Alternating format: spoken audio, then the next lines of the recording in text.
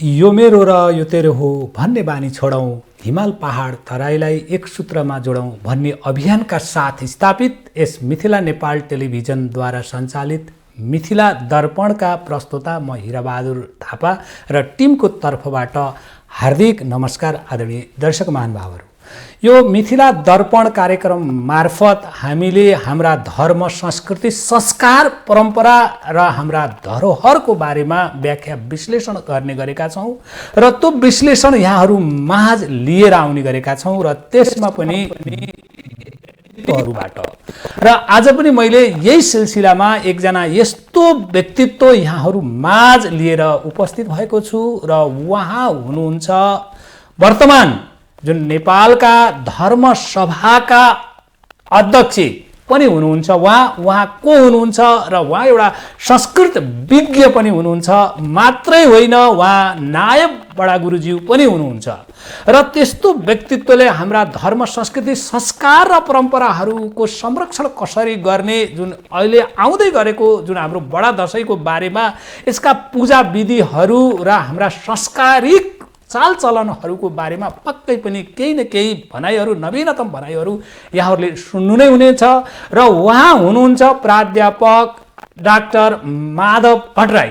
र मैले यस कार्यक्रममा प्राध्यापक डाक्टर माधव भट्टराई अर्थात् अध्यक्ष धर्म सभा नेपालका अध्यक्षज्यूलाई म हार्दिक स्वागत गर्दछु। स्वागत। नमस्कार, धन्यवाद, शुभकामना। यहाँलाई पनि हाम्रो तर्फबाट एउटा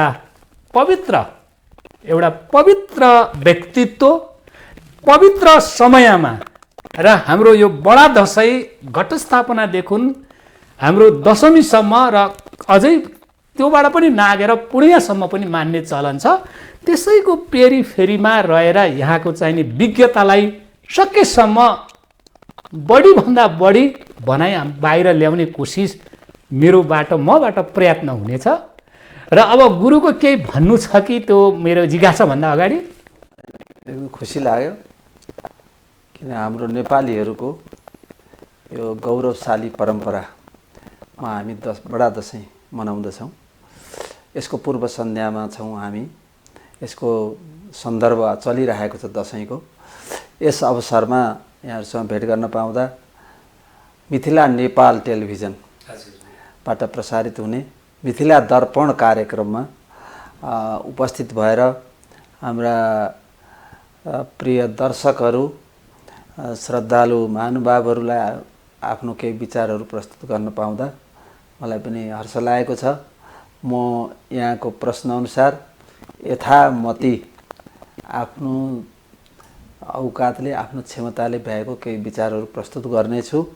यद्यपि मेरो यो नौलो कुरा त के होला र, म एउटा परम्पराको अनुयायी, शास्त्र सम्मत र हाम्रो नेपाली संस्कृतिको परम्परा अनुरूपको विचारहरू म यहाँ प्रस्तुत गर्ने कोसिस गर्नेछु। पक्कै पनि गुरु एउटा पवित्र व्यक्तित्व, त्यसमा पनि सबैले मानेको, सबैले गुनेको, सबैले जानेको व्यक्तित्व हुनुहुन्छ। यहाँभित्र रहेका ज्ञान गुणका कुराहरू र परम्पराका विज्ञताहरू पक्कै पनि बाहिर ल्याउने र सबैलाई जानकारी गराउनको लागि हाम्रो प्रयत्न रहनेछ। अवश्य कोसिस गर्छु। अब मेरो यहाँसँगको पहिलो जिज्ञासा के रह्यो भने, जुन आउँदै गरेको बडा दशैं जुन आज घटस्थापनाको दिन पनि हो र यो घटस्थापनाको महिमा, महत्त्व र यसको पूजा विधिको बारेमा पहिला यहीँबाट सुरु गरौँ न त गुरु। यो अब बडा दशैं यहाँले नै शब्द उच्चारण गरिसक्नुभयो। यो दशैं मात्रै होइन, बडा दशैं। हामीसँग चैते दशैं पनि छ, पक्कै पनि, तर बडा दशैं तिथिगत धेरै दशमीहरू आउँछन्। हजुर। भनेपछि यो अब धेरै हाम्रा मिडियाहरूले पनि प्रसार गर्छ, यो सबैभन्दा बढी पहिलो चाड, प्रमुख चाड पनि हो। किनभने वास्तवमा यसको सन्दर्भ कमसेकम एक पक्ष 15 दिन रहन्छ। हजुर। घटस्थापनादेखि पूर्णिमासम्म। यसलाई हामी दुर्गा पक्ष पनि भन्छौँ, अर्थात् दुर्गाको पूजा हुने यो पक्षभरि। र त्यसमाथि सुरुमा नवरात्र, 9 दिनसम्म भगवती दुर्गाको शक्तिको आराधना गर्ने। हजुर। शक्तिको आराधना यो अति आवश्यक छ र सबैलाई आवश्यक छ। राज्यलाई पनि आवश्यक छ, व्यक्तिलाई पनि आवश्यक छ। व्यक्तिको पनि उन्नयनको खाँचो छ, व्यक्तिले पनि त्यो उचाइमा पुग्नु छ, त्यसको लागि पनि यो दुर्गा साधना, शक्ति साधनाको पर्व हो। त्यसको आरम्भ घटस्थापना पहिलो दिन जुन नवरात्रि मनाइने 9वटी देवीहरू दुर्गाहरू छन्। हजुर, यद्यपि दुर्गा एउटै हो तर रूप 9वटा स्थिति अनुसार, चरित्र अनुसार, उहाँको कार्य अनुसारको उहाँको 9वटा स्वरूपको वर्णन यहाँ छ। त्यसमा क्रमैले प्रथमं शैलपुत्री च, द्वितीयं ब्रह्मचारिणी, तृतीयं चन्द्रघण्टेति, कुष्माण्डेति, चतुर्थकं पञ्चमं स्कन्दमातेति, षष्ठं कात्यायनीति च, सप्तमं कालरात्रिति, महागौरीति चाष्टमं, नवमं सिद्धिदात्री च, नवदुर्गा प्रकीर्तिता। नवदुर्गाको ये प्रत्येक दिन एक दिन, पहिलो दिन शैलपुत्री नामकी दुर्गाको पूजा हुन्छ भगवतीको। दोस्रो दिन पहाड। अब हामी त पहाडकी छोरी हौँ भन्ने नै हामी चाहिँ पर्वतकी छोरी हौँ, पार्वती हो नाम। त हाम्रो यही हिमालकी छोरी। माने यो हाम्रो नवदुर्गाको जुन चरित्र छ त्यो त हाम्रो नेपालकै परिवेशमा चाहिँ त्यो केन्द्रित छ। यही हिमालमा प्रकट हुनुभयो, यहीँबाट दुष्टहरूलाई संहार गर्नुभयो, सर्वसाधारणको प्राणीहरूको कल्याण गर्नुभयो, सबैलाई चाहिँ आशीर्वाद दिनुभयो, कृपा गर्नुभयो। त्यो उहाँको चरित्र छ। त त्यस कारणले पहिले शैलपुत्रीबाट उहाँ शैल भनेको पहाडमा पनि अब हिमाल सबैभन्दा ठुलो पहाड त हिमालय हो। उहाँको पुत्रीको रूपमा उहाँ प्रकट हुनुभयो र उहाँको हुन्छ दोस्रो दिन ब्रह्मचारिणी। यस्तै गरेर हामी प्रत्येक दिन विशेष गरेर एक दुर्गाको एक दिन विशेष पूजा गर्छौँ 9 दिनसम्म। र पहिलो दिन त्यसको घटस्थापना गरेर जमरा राख्ने र त्यही घटमा त्यही कलशमा हामी दुर्गाको देवी देवताको आवाहन गरेर त्यहाँ पूजा गर्ने हाम्रो परम्परा अनुसार, विधि अनुसार। अब त्यो यसमा पनि फेरि धेरै थोक छ। अब एउटा त सामान्य पूजा सामग्रीहरू जम्मा गरेर हामीले त्यसलाई पवित्र बनाउनु पर्यो, त्यो ठाउँलाई शुद्ध बनाउनु पर्यो, त्यसलाई सुन्दर बनाउनु पर्यो, आकर्षक बनाउनु पर्यो। जबकि जहाँ देवीको वास हुन्छ, होइन, लक्ष्मी बसति पुष्पेशु भने जस्तै त्यो देवी कहाँ बस्नुहुन्छ? फुलमा बस्नुहुन्छ। फुलले सजाउनु पर्यो, सबैको ध्वजा पताकाले जति सम्भव हुन्छ। फेरि यथाशक्ति यथाभक्ति भन्ने हाम्रो यहाँ एउटा भनाइ पनि छ। यथाशक्ति यथाभक्ति। कति शक्ति छ, आफ्नो सामर्थ्य कति छ, हामीले कति भक्ति गर्न सक्छौँ त्यो अनुसार गर्नु पर्यो। र पञ्चोपचार दशोपचार कति सामग्रीहरू छ त्यसलाई पूजा गर्नु पर्यो। र अब जौको हो मुख्य जमरा। जमरा भनेकै एव अङ्कुर जौको अङ्कुरलाई जमरा भन्छौँ। मैले यसैमा अलि थोरै कुरा गुरुलाई अझै स्पष्ट हुनको लागि मैले जस्तै जमरा विशेष गरेर जौको र मकैको पनि लगाउने गर्छन्, अथवा चाहिँ त्यो मकैको जमरा किन राखियो, जौको जमरा किन राखियो, अथवा यो अन्नको जमरा राख्नुको चाहिने के होला, यसका चाहिने गहिरी उद्देश्य चाहिने के होलान्, यसको बारेमा पनि। अब यस्तो छ, अब यो जौको त राख्नै पर्छ। अब यो हाम्रो कुल परम्परा, किन कुलाचारको पनि ठुलो देशाचार कुलाचार हाम्रो धर्मसँग गाँसिरहेका छन्। हाम्रो कुलमा हाम्रो बाबुबाजेले चाहिँ गहुँको पनि राखेको छ भने हामीले राख्नु कर्तव्य भयो। अब तर सबैले त्यो परम्परा के थियो त्यो अनुसार जौको राख्ने, गहुँको अलग राख्ने यस्तो परम्परा पनि छ। त्यो चाहिँ आफ्नो कुल परम्परा छ, त्यसमा हामीले अरू भन्नु केही छैन। तर जौको राख्नु पर्यो। अब जौको किनभने एउटा त जौ नै यस्तो चिज हो, औषधीनाम अहम एव। भगवानले के भन्नु, म जति पनि यो ओखतीका तत्त्व चिजहरू वस्तुहरू छन् म जौ हुँ भन्नु। त्यो एकदम लाभकारी। जौ जस्तो लाभकारी दुनियाँमा कुनै पनि चिज खानेकुरामा छैन। धानका चिजहरूमा धान भयो, गहुँ भयो, सारा जति छ नि त्यो कहिल्यै हानि गर्दैन। किनभने अब अहिलेको आधुनिक एकदम एलोपेथीको डाक्टरले पनि टाइफाइड भएको मान्छेलाई के बार्ली भनेर लेखिदिन्छ। त्यो जौको त हो नि, त्यो हानि गर्दैन जौको खान सक्यो भने। अरू कुराले भन्न सकिन्न, अरू कुराले कुन प्रकृतिको रोग हो त्यस किसिमको खाना खानु। तर जौले त्यो पुष्टि पनि गर्छ, शक्ति दिने, त्यसले चाहिँ रोग नाश गर्ने हैन, त्यो त्यसमा पाचन क्षमता त्यतिकै, त्यसपछि त्यसमा त्यति औषधीय गुण छन् आयुर्वेदिकको हिसाबले पनि, र देवीलाई पनि मनपर्ने, देवी देवतालाई पनि जौ तिल नभए त चल्दैन नि। अनि त्यसको अङ्कुर त्यसलाई उमारेर, त्यो पनि के मन्त्रपूर्वक, जयन्ती मङ्गला काली भद्रकाली कपालिनी दुर्गा क्षमा शिवा धात्री स्वाहा सोधा नमस्ते, त्यो जौले त्यो 9 दिनसम्म 10 दिनसम्म सुनेको सुनै छ त्यो जल। त्यसलाई चाहिँ भएन पवित्र जल, पवित्र चाहिँ सामग्रीहरू, पवित्र स्थानमा हैन, पवित्र वातावरणमा, पवित्र भावनाले त्यो जौलाई उमारेर त्यो पूजा गरेर त्यो अङ्कुरित भएर त्यसलाई सेवन गर्दाखेरि अब अहिले त के भने जौको परिकार जमरै होस्, अहिले जमराको जुस बेच्ने चलन छ। अहिले नेपालमा त विदेश अमेरिकामा पनि जौको चाहिँ अहिले चाहिँ वालमार्टहरूमा जौको जमराहरू राख्दो रहेछ। त्यसको जुसले के गर्दछ भने, त्यो जौको परिकारले के गर्छ भने असाध्य रोगहरूलाई निवारण गर्छ, क्यान्सरसम्मलाई निवारण गर्छ। जमराको महत्त्व यति छ। अब त्यो देवीलाई पनि मनपर्ने, औषधिको हिसाबले, शारीरिक हिसाबले, स्वास्थ्यको हिसाबले, धर्मको हिसाबले, सबै हिसाबले त्यो भएको हुनाले जौको जमरा अनिवार्य हो हैन। र त्यो चाहिँ जमरा त्यसैले घट स्थापना गर्ने भनेको जमरा राख्ने, घट भने कलश स्थापना गर्ने, त्यसमा देवीको आह्वान गर्ने, मन्त्र जप्नु, अब पाठ गर्नु, सप्तशती चण्डी हाम्रो पहिले घर घरमा त्यो पढिन्थ्यो। सक्नेले प्रत्येक घरमा नभए सामूहिक बन्धुहरू मिलेर चाहिँ देवी घर बनाउने हैन। त्यसपछि राष्ट्रिय रूपमा पनि हुन्छ, हाम्रो यहाँ जमरा राखिन्छ हनुमान ढोकामा अब इत्यादि छ। त्यस कारण यो दिन चाहिँ के भने अब दसैँको सुरुवात भयो, आजबाट शुभारम्भ विधिपूर्वक भयो। पितृहरू हाम्रा तृप्त भए, ऋषिहरू पहिले नै तृप्त गऱ्यौँ। हामीले 3टा ऋण बोकेर आए हुन्छौँ, एउटा ऋषि ऋण, एउटा पितृ ऋण, एउटा देव ऋण। ऋषि तर्पणीमा र देव ऋण माने ऋषिको ऋण कसरी हुन्छ भने अध्ययन गरेर हैन, शिक्षा दीक्षा हामीले प्राप्त गरिन्छ ऋषिबाट। ऋषि तर्पणी झनै पूर्णिमा गर्छौँ नि, ऋषिलाई तृप्त पार्छौँ। त्यसपछि अब आए पितृको पालो, किन पितृहरूप्रति हामी चाहिँ कृतज्ञ हुनुपर्छ। उहाँका सन्तान हौँ हामी, उहाँहरूले चाहिँ हामीलाई नजानुमा दिए भए हामी र आउने थिएनौँ यस धरतीमा। त्यति मात्रै होइन, एउटा जन्माउने काम त भयो, जन्मेरै त बाँच्दैन नि त, बचाएर यो पक्कै पनि पोषण गरेर अध्ययन अध्यापनको सबै चाहिँ सक्षम बनाएर कर्म क्षेत्रमा उतारिदिनु भयो हाम्रा पुर्खाले, बाबुबाजेले। अब उहाँहरूलाई कमसेकम श्राद्ध गरेर 2-3टा काम, एउटा श्राद्ध गरेर तर्पण पानी पिण्ड दिनु पर्यो, दोस्रो के भने गृहस्थ आश्रम सञ्चालन गरेर सन्तान उत्पत्ति गर्नु पर्यो। यो गरेपछि पितृ पनि खुसी हुनुहुन्छ।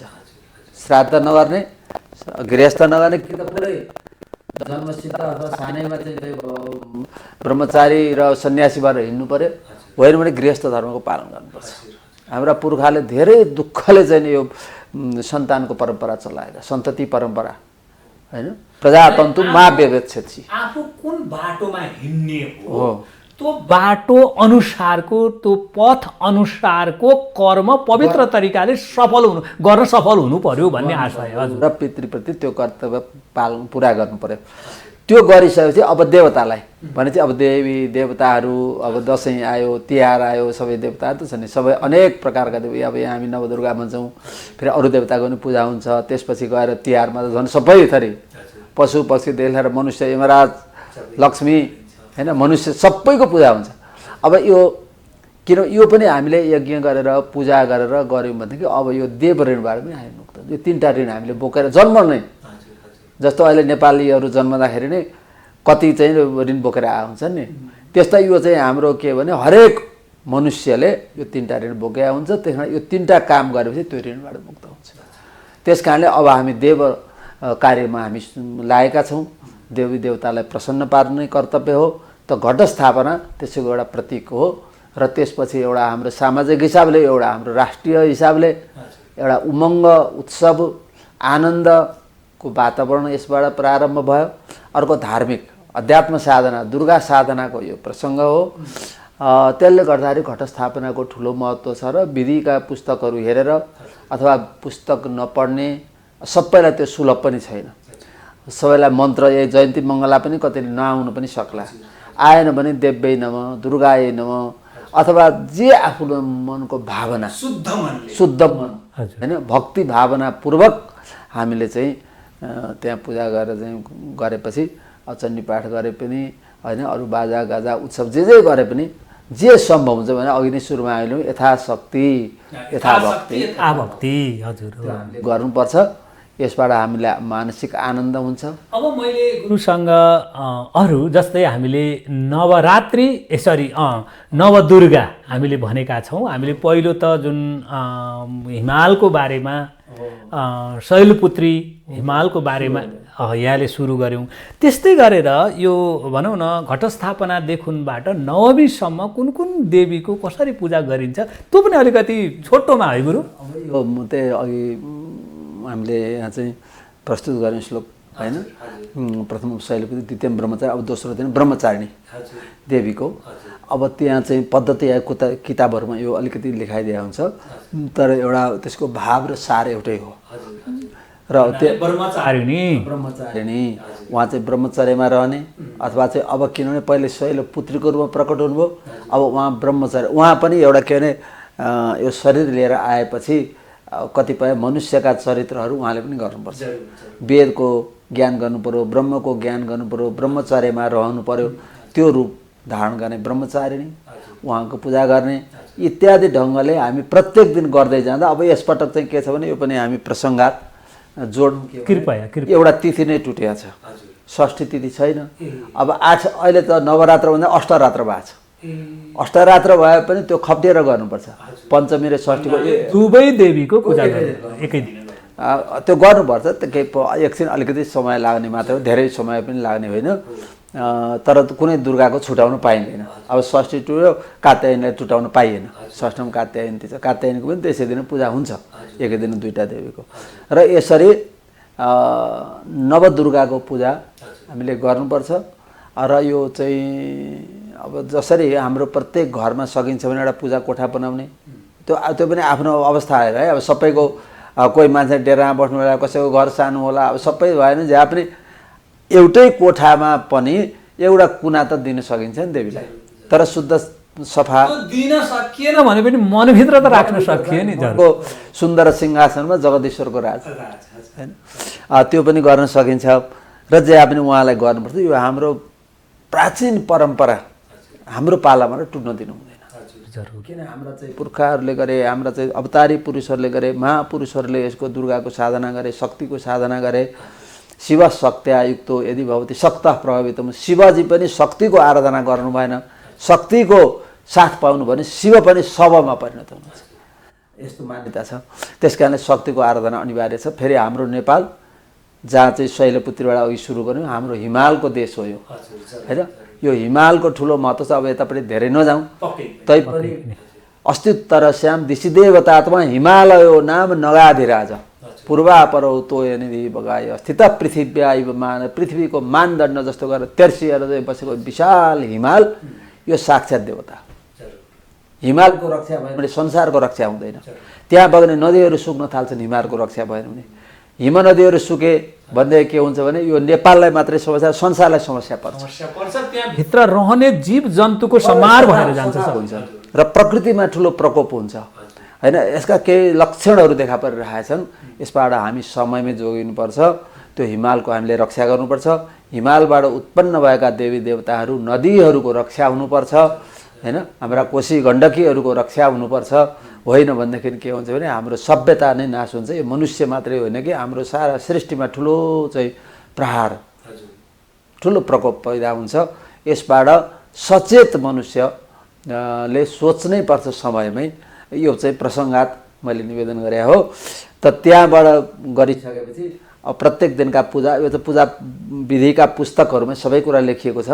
अब त्यो हेरेर अथवा भएन भने हामीले मनदेखि श्रद्धाले पत्रम पुष्पम फलम तोयम यो मे भक्त्या प्रयच्छति तदम भक्तिवृन्द वस्नामि प्रयतात्मन। अब मैले गुरुसँग एउटा यस्तो व्यक्तित्वसँग यो संवाद गर्दै गर्दाखेरिमा थोरै मलाई के लाग्यो भनेदेखि यहाँ परम्पराको विज्ञ पनि हुनुहुन्छ र त्यो विज्ञता अझै मैले चाहिँ अलिकति सघन रूपले बाहिर ल्याउन कोसिस गरेँ।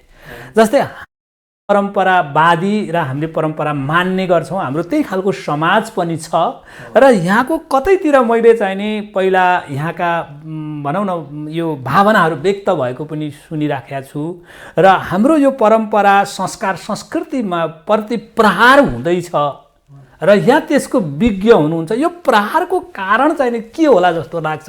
यहाँले कसरी बुझ्नु भएको छ, कसरी हेर्नु भएको छ यसलाई? अब यो त अब एक प्रकारले सान्दर्भिक पनि एक प्रकारले जटिल पनि प्रश्न हो। अब यसमा धेरै मानिसहरूको कुटिल मनसाय छ लुकेको भन्ने यो, किनभने यो व्यवहारले देखिन्छ।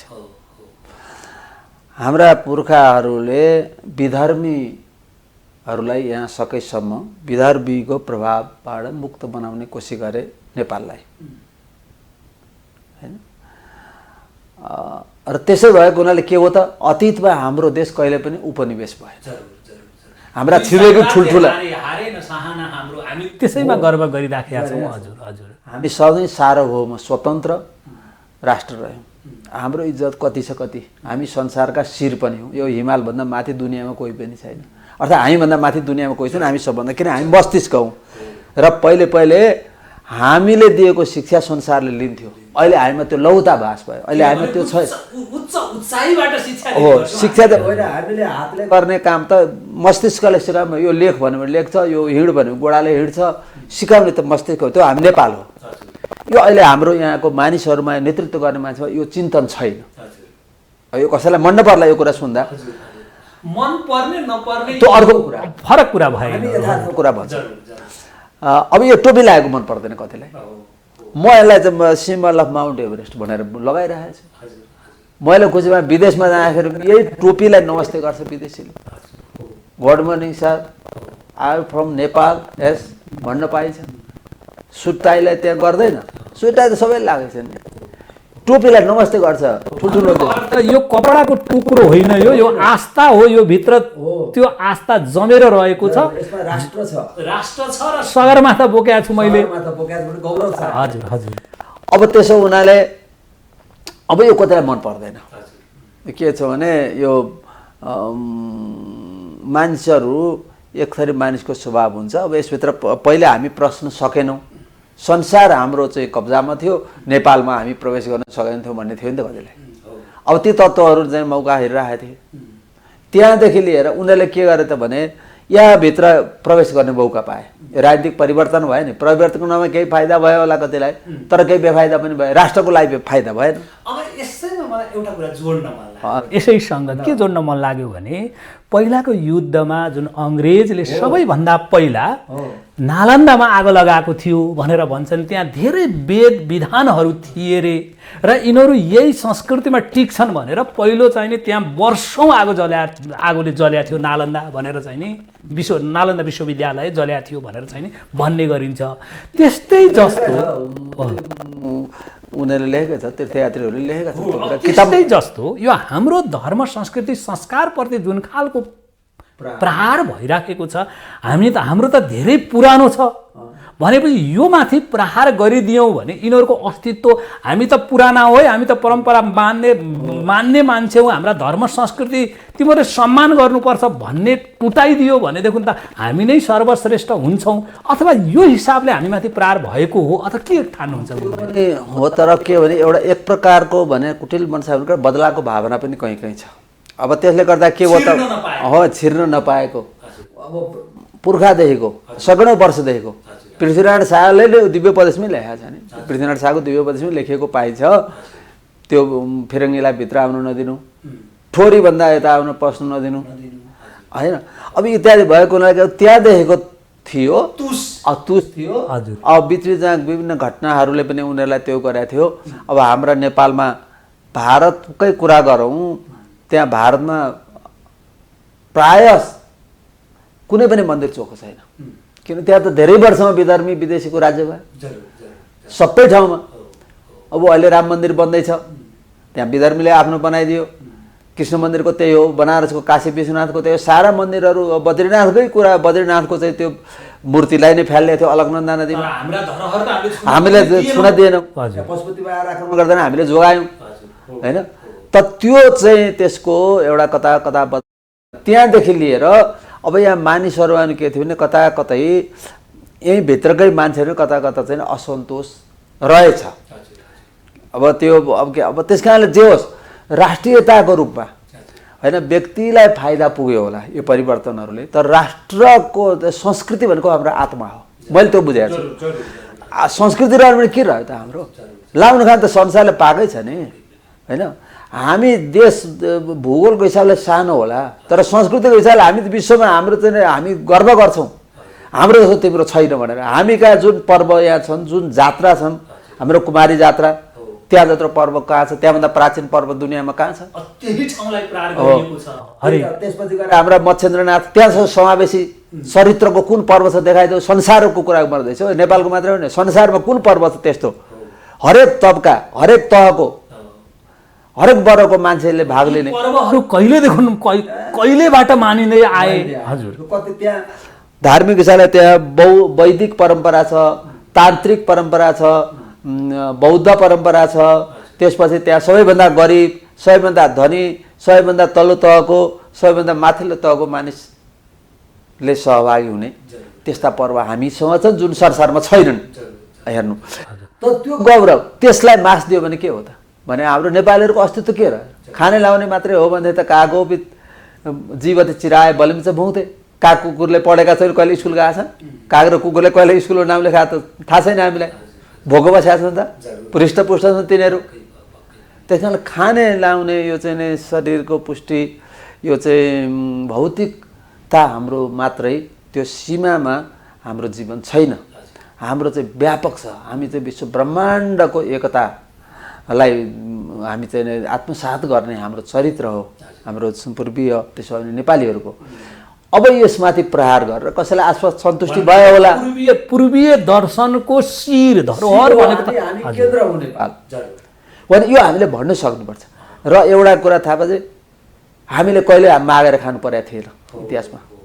अहिले पनि बुझ्ने हो भने हामीले पानी नदियो भने संसार चाहिँ तिर्खाहरूले मर्छ। हाम्रा नदीहरू गएन भने के खान्छ? हाम्रा हिम नदीहरू त्यस्तै छन् हामीसँग। हामी दिने जाति हौँ। हामीले जङ्गबहादुरको कथा पढाएका छौँ नि, बेलायतले म सहयोग गर्थेन भने हामी त दिने जात, म त तिमीलाई दिन आएको। जङ्गबहादुरले चाहिँ बेलायतलाई दियो, आर्थिक सहायता पनि दिएर आएको छ। ती जङ्गबहादुरको नराम्रो कुरा अहिले धेरै मान्छेले भन्छन्, तर जङ्गबहादुरको राष्ट्रियता, जसले गुमेको चाहिँ राज्य फिर्ता लिएर आयो। अहिले हाम्रा चाहिँ गुमे छन्। हाम्रा चाहिँ जङ्गे पिलरहरू खै, जङ्गे पिलर ढलै छन्। मैले देखेँ उसमा मेचीमा राति त हामी चाहिँ नेपालमा थियौँ, बिहान उठ्दा त भारतीय भएछौँ भनेर मलाई नेपाल त्यहाँको उसले भन्यो, काकडभिट्टाको मान्छेले मलाई। हेर्नु त्यो अवस्थामा गुज्रिरहेको छौँ अहिले। भनेपछि अब गुरुको भनाइअनुसार जस्तै हाम्रा परम्परा, संस्कृति, संस्कार र पहिचानहरू हामीले गुमाउँदै गयौँ भने हिजो हामी दान दिने अवस्थामा छौँ, अहिले लिने अवस्थामा भयौँ। अहिले लिने पनि यस्तो हो, अहिले लिने पनि यति पर्यो कि अहिले हामीलाई एउटाले हल्ला गरिदिन्छ, कहिलेकाहीँ फैलाइदिन्छ अफवाह। अब पाउँदैन, नुन बन्द भयो भने नि यहाँ मैले 50 रुपियाँ मेरो घरमा किने, त्यो बेला कति थियो नुनको भाउ?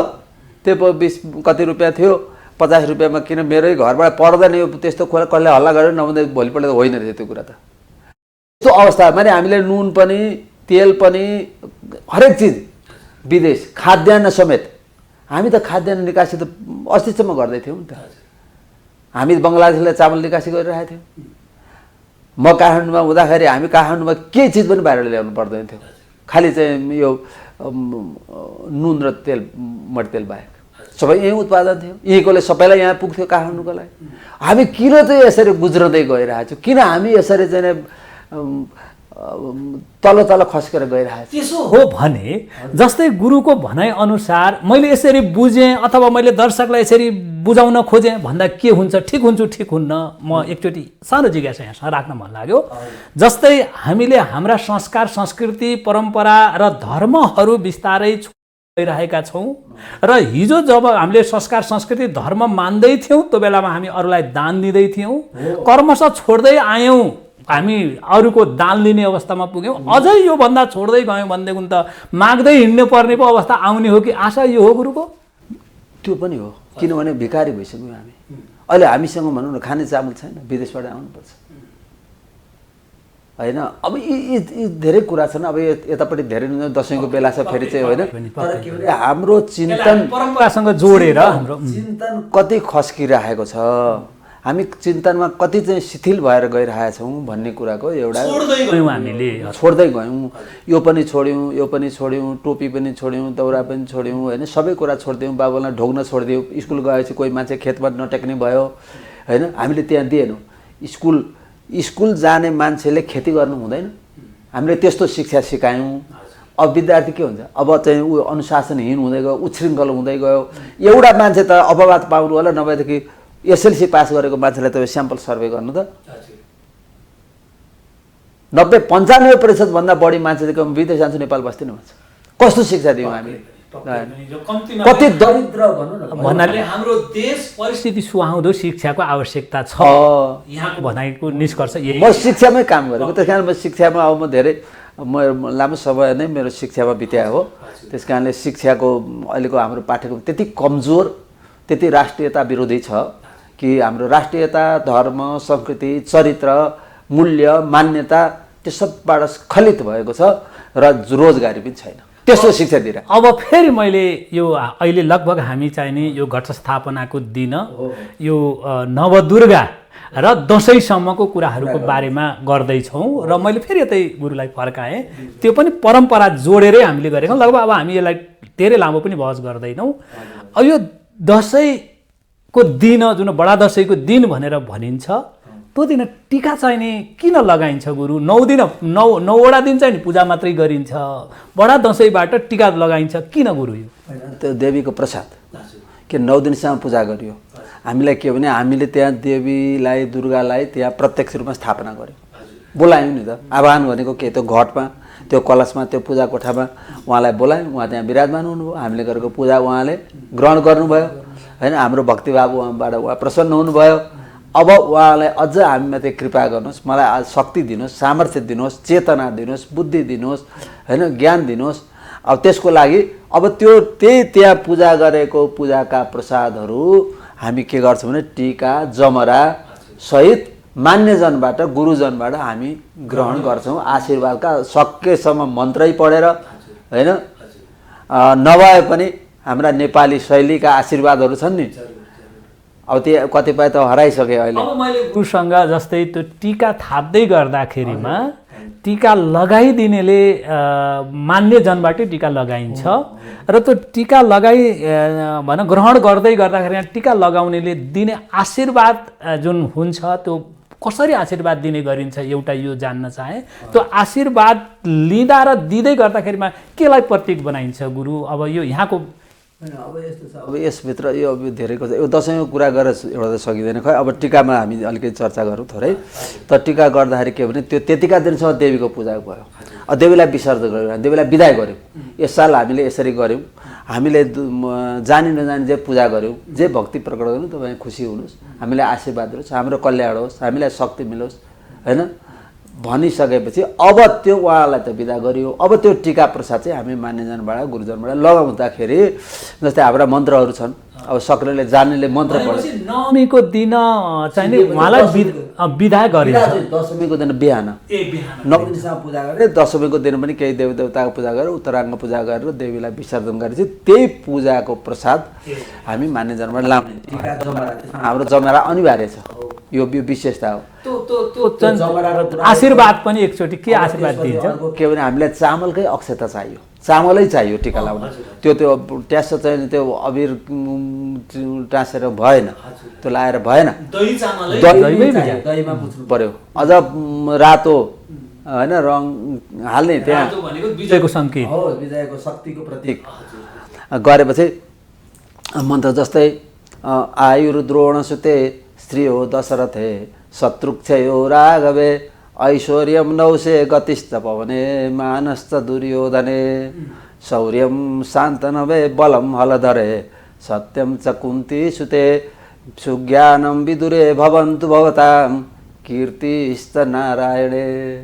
यो मन्त्र यो प्रचलित पनि छ, धेरैले आउँछ। अब यो यसमा के छ भने आएन भने मान्छेले यसलाई अशुद्ध पशुद्ध पनि पढ्छन् हाम्रो चाहिँ गाउँघरमा पनि हामीले सुन्दै यसलाई अशुद्ध पशुद्ध अब नपढाएमा पुरुषलाई लगाउँदाखेरिमा यो पुरुषलाई चलन छ त्यो अब यो महिला लगाए पनि के हुन्छ र होइन आयुर् द्रोण सुते द्रोणपुत्र अश्वत्थामाको जस्तो लामो आयु होस् चिरञ्जीवी हुन् नि त अश्वत्थामा जस्तो चिरञ्जीवी बन्नु बाबु नानीलाई पनि भने के हुन्छ नानी पनि त्यो छोरी अथवा बुहारी पनि त लामो आयु होस् भन्नलाई यो नमिल्ने चाहिँ होइन तर यो चलन चाहिँ अलिकति धेरै छ अब यसमा चाहिँ पनि कुरै उठिरहन्छन् यो मन्त्र पढ्ने अब यसको अर्थ लाउँदा लामो होला हो जहाँ पनि योभन्दा ठुलो आशीर्वाद दिने ठाउँ छैन ल यति मैले किनभने कीर्ति नारायणको जस्तो कीर्ति नारायणको नाम नसुन्ने नारायणको विरोधीले पनि सुनेको छ नारायणको भक्तले पनि सुनेको छ बुझेको छ नारायणको महिमा उहाँको जस्तो कीर्ति दुनियाँभरि फैलियोस् अनि अर्को यो भद्रकाली कपाली अर्को चाहिँ के भने त्यो भयो भने अब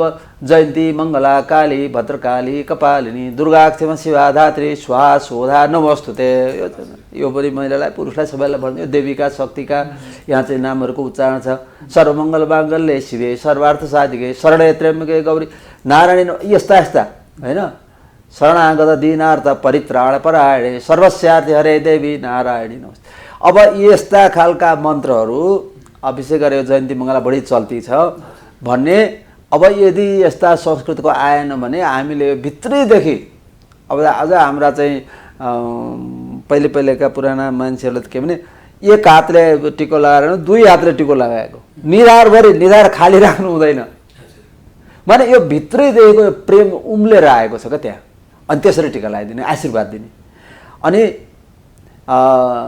अब ती यसरी आशीर्वाद त्यत्रो देवीको प्रसाद त्यत्रो आशीर्वाद सहित लाउँदाखेरि एउटा हामीलाई अब मलाई कतिले सोध्छन् यो कहाँ यत्रो आशीर्वाद पुगेको छ त पुग्ने नपुग्ने त हाम्रो मनको कुरा हो हामीले मनले माने हामी तुष्टि छ कि छैन आनन्द छ कि छैन आत्मसन्तोष छ कि छैन त्यो कुरा गर्नु न आत्मसन्तोष छ नि हामी कति दिनपछि बल्ल बल्ल चाहिँ यसरी टिका लगाउन पाएका छौँ कसैलाई केही नभए वर्ष दिनमा टिका लगाउन पाएका छौँ हामीलाई देवीको चाहिँ आशीर्वाद छ यो चाहिँ मेरो बुवाको मेरो दाजुको मेरो चाहिँ गुरुको मात्रै आशीर्वाद होइन कि मेरा चाहिँ पूजा गरेका देवी देवताको नि मलाई चाहिँ आशीर्वाद शक्ति मलाई मिलेको छ भन्ने अनुभूति हामीले गर्नुपर्छ गर्दाखेरि छ अब मैले गुरुसँग जस्तै लगभग खानी अन्तिमतिर गयो अब हजुर जस्तै हाम्रा संस्कार संस्कृति पर्व र धर्महरू विशेष गरेर हाम्रा चाहिँ नि यो हिन्दू धर्मसँग जोडिएका छन् र अहिले हामीले देखिराखेका छौँ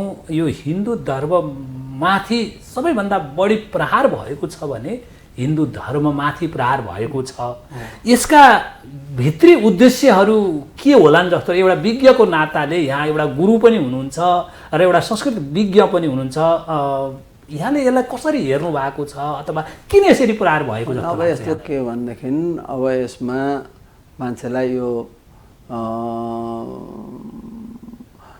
एउटा राग द्वेष पैदा भयो अब हिन्दू त वास्तवमा हिन्दू धर्म साँच्चै भने सनातन धर्म हो हाम्रो धर्म भने के भने अग्निको धर्म हो जलको धर्म हो वायुको धर्म हो सूर्यको धर्म हो सूर्यले कहाँ त्यसरी भेदभाव भयो सूर्य त छ तर के भने हामी सबैमा सर्वे भवन्तु सुखिन कसले भन्यो हामीले भन्यो अरूले त भनेको छैन नि यो सर्वे भवन्तु सुखिन सर्वे सन्तु निरामय सर्वे भद्राणि पश्यन्तु मा कस्ति दुःख कसैले पनि दुःख नपाओस् कसैलाई रोग नलागोस् हाम्रो चिन्ता वसुदैव कुटुम्बकम कसले भन्यो हामीले भन्यौँ त यो भनेको मन परेन कतिलाई होइन यो चाहिँ मान्छेमा त्यसै जिलेसी ईर्ष्या डाहा यो त तिमीहरूले होइन हामीले पो भन्न पर्ने भन्ने कुरा हो पिपलमा पूजा गर्ने अब अहिले विदेशमा लगेर तुलसीको दल नराखिकन पानी नखाने हुन थालिसके हाम्रा चाहिँ गोरा दाजुभाइहरू विदेशी भने के अरे अब हाम्रो उनीहरू सिक्दैछन् त्यस कारणले यो ईर्ष्या यो डाहा यो उनीहरूको पुरानो यो उनीहरूको हाम्रो त धर्म त के भने यो त शाश्वत हो सनातन नामै सनातन धर्म भने संसारमा अरू कसैको छैन हाम्रो मात्रै हो नि त हाम्रो के भने यो प्रकृतिसँग यो तादात्म्य राख्छ यसले किनभने हामी सूर्यको पनि पूजा गर्छौँ जलको पनि गर्छौँ वायुको पनि अग्निको पनि पूजा गर्छौँ धरतीको माटोको पनि पूजा गर्छौँ होइन त के यति शाश्वत परम्परा हाम्रो यति यसलाई जीवित बनाउने त यही तत्त्वले त हो नि हामीलाई अब यही पञ्चतत्त्व अहिले के भने यो पर्यावरणको समस्या पर्यो भन्छ नि वायु पनि प्रदूषित भयो होइन जल पनि प्रदूषित भयो अहिले महामारी किन लाग्यो वायु र जल प्रदूषित भयो तपाईँ फलफुल हेर्नुहोस्, फलफुलको भित्र किरा परिरहेछ। र विचार गर्नु, पाकेका फलफुल खान पाउनु त मुस्किल छ, त्यहाँभित्र हेर्नु सानो सानो किरा परिसकेका छ। अब किन जल र वायु नै परीक्षा हामी कहाँ किन महामारी नलाग्ने? त कसले गरायो? मनुष्यले गरायो होइन। अब यो किनभने यो धर्ममाथि प्रहार भयो। यो हाम्रो सनातन धर्मलाई कसैले द्वेषको रूपले हेरे, ईर्ष्याको रूपले हेर्छे, यसलाई कसरी प्रहार गर्न सकिन्छ भन्ने एउटा चाहिँ धारणा राखे। र जबकि हामी त सबैले कसैको कल्याण चाहन्छौँ। हामी चाहिँ बहुजन हिताय, हामी त सर्वजन हिताय। हाम्रो संस्कृतिको सबैको सुखाए हजुर, बहुजन मात्र सर्वजन सुखाए, सर्वजन हिताय, सबैको कल्याण होस् भन्ने हामी राख्ने। देव शान्ति, अन्तरिक्ष शान्ति, त्यो मन्त्र पढ्यो भनेदेखि त पर्यावरणको समस्या आएन। अब अर्को जिज्ञासा फेरि थोरै, अहिले चाहिँ नि यो सनातन हिन्दू धर्मको जबरजस्त एउटा चाहिँ नि वेब उठिराखेको छ। पक्कै अब गुरु पनि यसको एउटा विज्ञ पनि हुनुहुन्छ र त्यति मात्रै होइन, नजिकबाट हेरिराख्नु पनि भयो होला, यहाँको विज्ञता प्रयोग पनि गरिराख्नु भएको होला। यो सनातन हिन्दू धर्म जबरजस्त उठ्नुका कारणहरू यहाँले कसरी हेरिराख्नु भएको छ? कसरी अभियन्तै हो, अब किन भनौँ, अब अहिले मेरो उमेरले र मेरो अवस्थाले अब मैले धेरै यसमा अग्रणी भूमिका लिनु छैन भनेर म अलिकति छु, तर म यसमा साथ छु। जसले गर्नुमा चाहिँ म कुनै संस्था, कुनै व्यक्तिसँग म छैन, सबैको जसले उठाउनु भएको छ यो जबरजस्ती हामीलाई चाहिँ लादियो। किनभने हामीले जस्तो नेपालमा अब धर्मनिरपेक्ष जबरजस्ती थाप्यो। कमसेकम जनमत सङ्ग्रह पनि भएन, मान्छेले कसरी मान्छ त? कसैको भनौँ न भावना विपरीत विधर्मीको, विदेशीको इसारामा यस्ता खालका प्रयोग गरिन्छ भने जनता सधैँ सुतेर चुप लाएर बस्दैन। भन्नुको अर्थ यहाँको भनाइ चाहिँ नि धर्मनिरपेक्षता लाद्नु भनेको जङ्गबहादुरको शैली हो। जङ्गबहादुरको जस्तो राष्ट्रियता बिनाको शैली, राष्ट्रियता सहित बुकको जङ्गबहादुर भयो त म नमस्ते गर्थेँ, त्यसलाई सलाम ठोक्थेँ।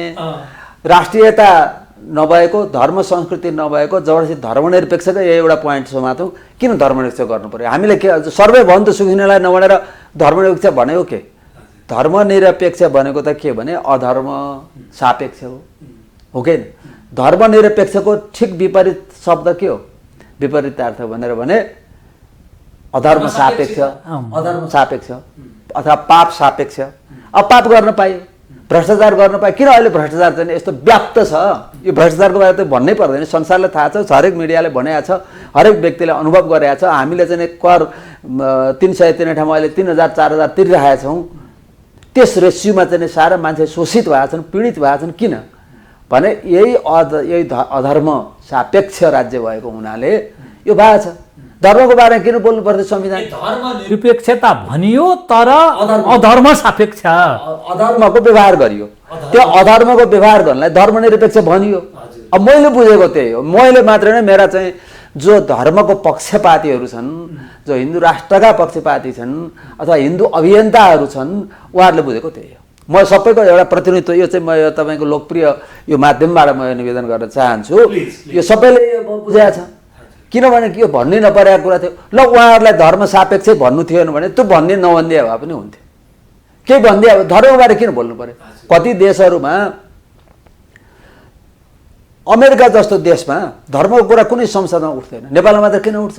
धर्म चाहिँ नमाने तर धर्मको विरुद्धमा चाहिँ जहिले पनि आवाज उठाइरहने। हाम्रो यहाँको संसदमा कस्ता कस्ता कुराहरू छ, अब नभनौँ, मेरो मुखले बोल्न नसक्ने कुराहरू पनि उठेका छन्।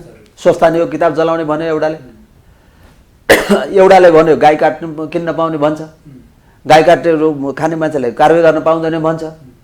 भनेको के भनेर भने यो अधर्म भने गर्नु, भ्रष्टाचार त भन्नै परेन, छताछुल्लै छ होइन, अत्याचार त्यस्तै छ, शोषण त्यस्तै छ, सही छैन भनौँ न। यो त प्रत्येक पब्लिक, प्रत्येक जनताले बिहोरेको अनुभव गरेको कुरा मैले भनिरहेको छु होइन। भन्नाले यी सबै यस्ता चाहिँ नि व्यथिति, विसङ्गति र विरुद्धमा हजुर यो अहिले स्वाभाविक किसिमको यो एउटा लहर सनातन धर्मको पक्षमा, हिन्दू धर्मको पक्षमा, राष्ट्रियताको पक्षमा उठिरहेको छ। अहिले पनि दबाई राखिएको छ। अब यो कुरा पनि म निवेदन गरेँ, जब प्रश्न उठ्यो भने अहिले पनि जबरजस्ती दबाई राखिएको छ। हाम्रा आवाजहरू अब यहाँको जस्तो टेलिभिजनले सबैले हामीलाई यति पनि बोल्न पाइँदैन कतिपयमा। अब उहाँहरूको पनि केही अश्लीला होलान्, सीमा होलान्, म बोल्दिनँ अन्त जहाँ पनि। अब ठिक्क उहाँले सोधेको प्रश्नको अब जबरजस्ती दबाएपछि त्यो त एकदम त ऊ मुट निस्किहाल्छ नि बाहिर होइन जबरजस्ती दबाएको त्यो त एक दिन त विस्फोट भएर निस्कन्छ एक दिन त्यही हुन्छ त्यो भएको दिन फेरि अब विस्फोट हुन खोजिराखेको छ त्यसको समय चाहिँ अहिले म यसमा साहित्य हेर्न सक्दिनँ किनभने अलिक टाइम लाग्ला तर यो ढिलो चाँडो हुन्छ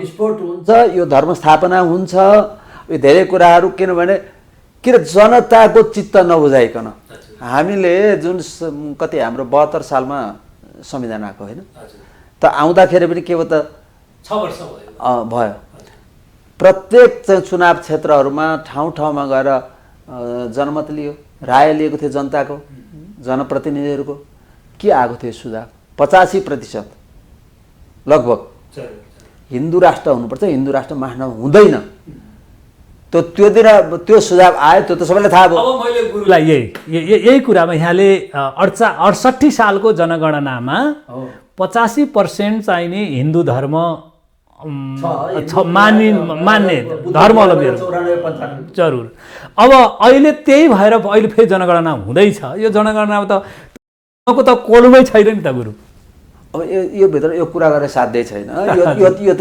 दबाउने एउटा कडीको एउटा यो हिस्सा मात्रै हो यसरी दबाउनै खोजा त्यो भन्ने बित्तिकै अब त्यो मात्रै होइन अब हाम्रै सनातन हिन्दू धर्मभित्रलाई अनेकौँ भागमा बाँडिदिएछ फेरि अब यता पनि धेरै नजाउँ मान्छेलाई बडा दसैँकै बारेमा हाम्रो चाहिने एउटा विज्ञ गुरुबाट एउटा संस्कृत विज्ञ गुरुबाट यतैपट्टि चाहिँ हामीले छलफल गर्ने पनि हो लगभग अब हामी अन्तिमतिर गयौँ हजुर हजुर अब मैले गुरुलाई हामी जाँदै गर्दाखेरिमा मेरो अन्तिम जिज्ञासा हजुर जस्तै मिथिला नेपाल टेलिभिजन को मिथिला दर्पणमा एउटा संस्कृत विज्ञ आउनु भएको छ र मिथिला स्वयंमा एउटा चाहिँ भनौँ न छुट्टै खालको एउटा सांस्कृतिक एउटा चाहिँ साहित्यिक शब्द पनि हो अब यो मिथिला नेपाल टेलिभिजनको मिथिला दर्पण मार्फत हाम्रो जनतालाई र मिथिला दर्पण कार्यक्रमलाई यहाँले कस्तो शुभकामना अथवा यहाँको अन्तर्मनले के भन्दै जानुहुन्छ 1 मिनट जति भइदियो भने मिथिला शब्दमै मेरो आकर्षण छ मलाई अलि समय निकाल्नु गाह्रो थियो जब थापाजीले भन्नुभयो मिथिला भने चाहिँ मिथिलामा म पढेको मेरो चाहिँ ससुराली होइन मिथिला मथनाथ जाता होइन इत्यादि शास्त्रमा अलिअलि जे बुझिएको थियो अब प्राचीन संस्कृति प्राचीन सभ्यताको धरोहर हो मिथिला हो कि त्यहाँबाट यसको जोडिन्छ फेरि आफूले त्यस क्षेत्रमा अलिकति सानोतिनो काम गरेको सेवा गरेको हिसाबले पनि मेरो त्यहाँ संलग्नता छ मेरो चाहिँ ससुराली पनि त्यहीँ पर्न गएर अर्को सन्दर्भ जोडिएको छ आत्मीयता बढेको छ त्यसपछि गएर यहाँको कार्यक्रमबाट पनि मलाई चाहिँ एउटा प्रेरणा पनि मिलेको छ र अब यो दसैँ जस्ता पर्वहरू हाम्रा जुन अब अरू पनि पर्वहरू यस्ता धेरै आउँछन् संस्कृतिहरू जोडिएका होइन आचारहरूसँग जोडिएका तिहार जस्ता पर्व आउँछन् फेरि कुनै दिन फागु पर्व आउँछ हामी कहाँ रामनवमी आउँछ सीता जानकी नवमी आउँछ यस्ता पर्वहरू जति आउँछन् ती हाम्रा आस्थाका ती विषयहरू तिनलाई हामीले एकदम सम्मानसित भक्तिसित तिनलाई मनाउनुपर्छ